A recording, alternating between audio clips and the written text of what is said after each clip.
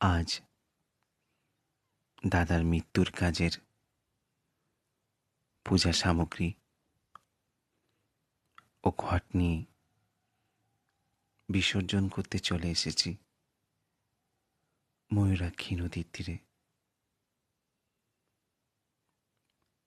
আমি কখনো কল্পনাও করতে পারিনি যে দাদার আত্মার শান্তির কাজ আজ আমাকে নিজের হাতে করতে হবে।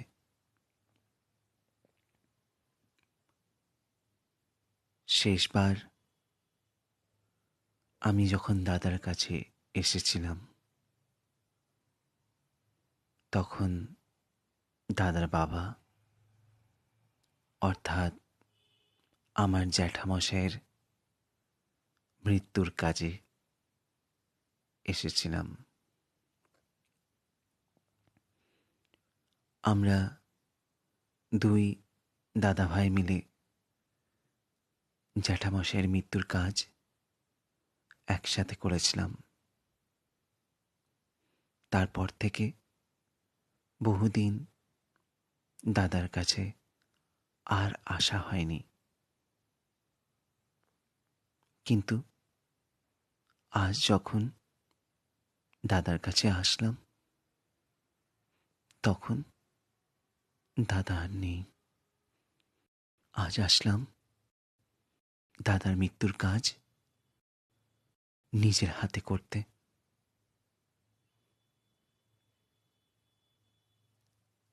আজ আর দাদা নেই।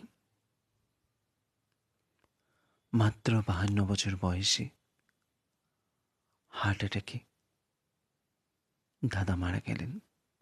আমার মন আজ ভীষণভাবে ভারাক্রান্ত, মর্মাহত। মানুষের জীবনের কোনো দাম নেই, কোনো দামই নেই। কখন যে কার কি হয় বলা মুশকিল। অর্থ, দামি গাড়ি, বিলাসবহুল বাড়ি, সুন্দর চেহারা, দেহ, মিথ্যে অহংকার, এসব কিছু মূল্যহীন, সব কিছু মূল্যহীন। একমাত্র পরম সত্য হল মৃত্যু।